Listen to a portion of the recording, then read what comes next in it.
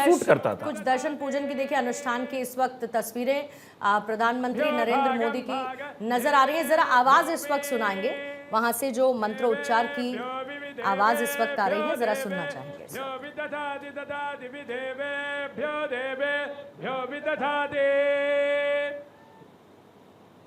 भ्यो भागं भाग देवेभ्यो मे देवेभ्यो विविदेवेभ्यो देवेभ्यो विदधाति। देखिए प्रधानमंत्री को त्रिशूल भेंट किया गया, इसके साथ ही ढोल प्रधानमंत्री के हाथ में आपको नजर आ रहा है, मंत्रोच्चार इस वक्त हो रहे हैं और साथ ही एक रेप्लिका उन्हें काशी विश्वनाथ कॉरिडोर की इस वक्त भेंट की गई है। प्रधानमंत्री नरेंद्र मोदी पूजा अर्चना में शामिल और उसके साथ ही गंगा संदेश, सीधे हम वही बात कर रहे हैं कि कैसे वाराणसी से, कैसे उत्तर प्रदेश से बंगाल तक एक संदेश जाता हुआ नजर आ रहा है। अब जरा आइए वापस से इन तस्वीरों के साथ साथ बंगाल चुनाव की तरफ भी लौट लेते हैं, क्योंकि आज सेकंड फेज के लिए मतदान जारी है और अब 9:38 हो चुके हैं। 9 बजे तक की पोलिंग में 18.39% पश्चिम बंगाल में अभी तक हो चुकी है। 18% से ऊपर की वोटिंग हो चुकी है और उत्तर 24 परगना में 9 बजे तक 17.81% की वोटिंग हो चुकी है।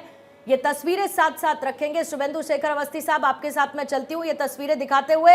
लेकिन दूसरी एक बड़ी बात सर ये भी है कि आप लोग चुनावों में विकास की बात करते हुए नजर आए, लेकिन बार बार हम बात करते हैं कि क्यों इस बार का पश्चिम बंगाल का चुनाव किस पर फोकस हो गया? हिंसा पर फोकस हो गया, वहाँ के सिक्योरिटी कंसर्न्स पर फोकस हो गया।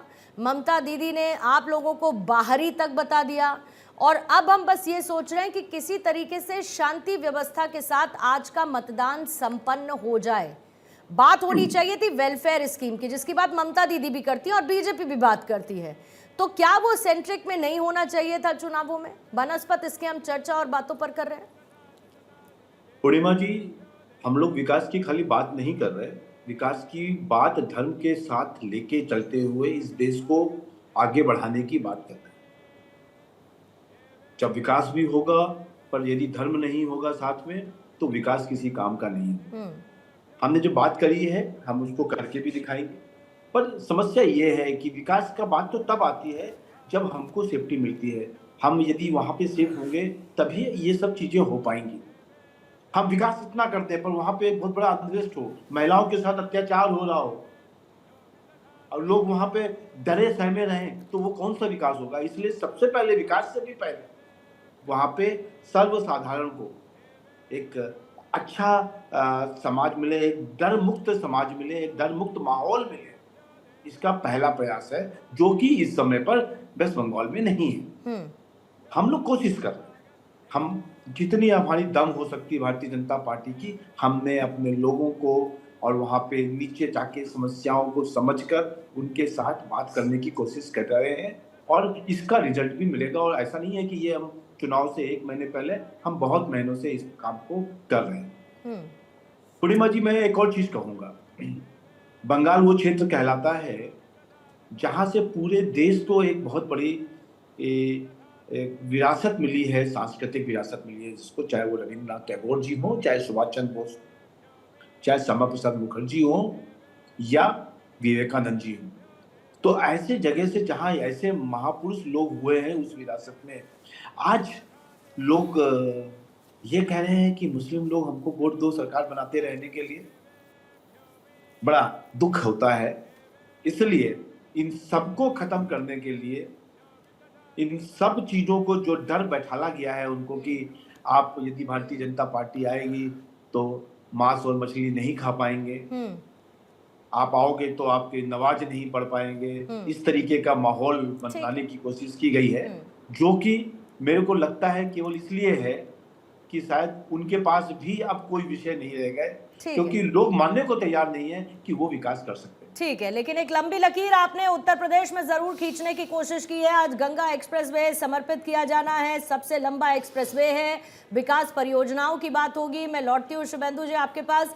जरा एक बार फिर से काशी विश्वनाथ की तस्वीरें हम रखेंगे और साथ ही आवाज भी सुनाते चलेंगे, क्योंकि मंत्रोच्चार के साथ प्रधानमंत्री नरेंद्र मोदी पूजा अर्चना में शामिल हुए। और क्योंकि आज सर्वार्थ सिद्धि योग है, इस मौके पर प्रधानमंत्री नरेंद्र मोदी काशी विश्वनाथ मंदिर में मौजूद रहे।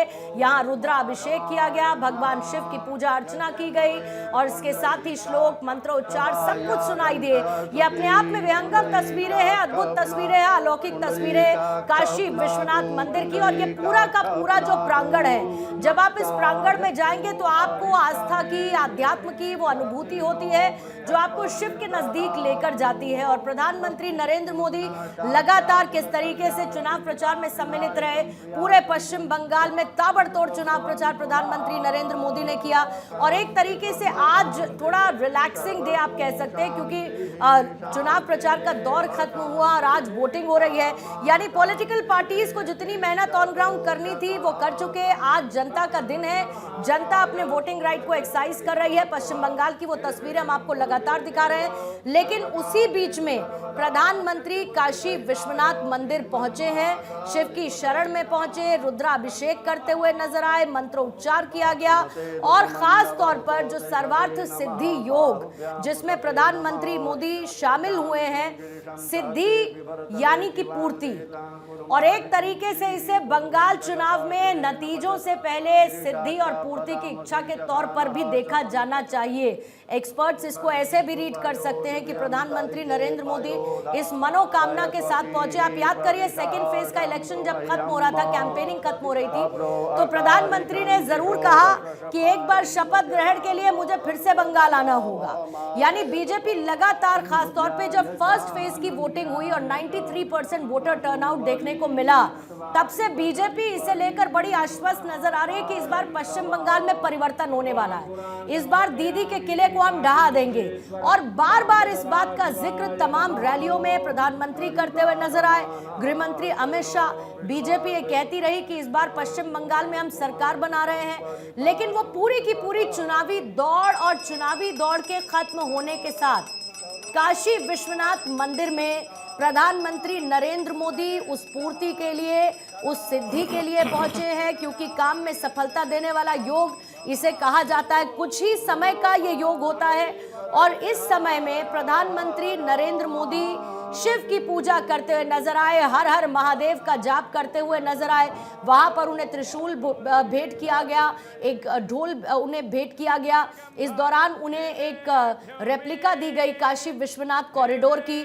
और जाहिर है कि शिव की भक्ति में लीन रहते हुए प्रधानमंत्री की हमने कई तस्वीरें देखी हैं, और ऐसी तस्वीरें जो शिव के साथ प्रधानमंत्री के जुड़ाव को दिखाती रही हैं, उनके लगाव को दिखाती रही हैं। और खास तौर से बनारस में ही सही या बाकी जगह जब जब प्रधानमंत्री जाते हैं, हमने वो तमाम पूजा देखी। रामेश्वरम जब प्रधानमंत्री नरेंद्र मोदी पहुंचे, और काशी विश्वनाथ कॉरिडोर में तो प्रधानमंत्री नरेंद्र मोदी हैं ही, लेकिन सबसे बड़ी बात कि ज्योतिर्लिंग के दर्शन करने के लिए जब जब प्रधानमंत्री गए हैं तो वो विहंगम तस्वीरें देखने को मिली हैं। और खास तौर से उनका जो शिव के साथ जुड़ाव है, जब शुरुआत हमने इसकी की थी तो उस बात का जिक्र मैंने जरूर किया था कि 2014 में जब प्रधानमंत्री बनारस से चुनाव लड़ने वाले थे, और उस दौरान बनारस में जब मैं रिपोर्टिंग कर रही थी और अपना नॉमिनेशन फाइल करने के लिए प्रधानमंत्री नरेंद्र मोदी वहां पर मौजूद थे, तो कैसे गंगा तट पर 80 घाट के पास जब वो वहां पर पहुंचे और प्रधानमंत्री मोदी ने वहां से एक बात कही थी कि ना मैं यहाँ पर आया हूँ, ना मुझे भेजा गया है, मुझे माँ गंगा ने बुलाया है। और माँ गंगा की गोद में खुद को समर्पित करते हुए 2014 में अपने कर्म क्षेत्र से अपने कर्म का आगाज जो किया बीजेपी ने, 2014 से लेके वो अनवरत अभी तक जारी नजर आता है। लोकसभा चुनाव का तीसरा टर्म एनडीए ने जीता, कई राज्यों में चुनाव हुए जहां बीजेपी ने जीत दर्ज की। और क्योंकि अगले साल भी महत्वपूर्ण चुनाव है, जिसमें उत्तर प्रदेश का भी चुनाव है, एक तस्वीर अब से थोड़ी देर पहले आपने देखी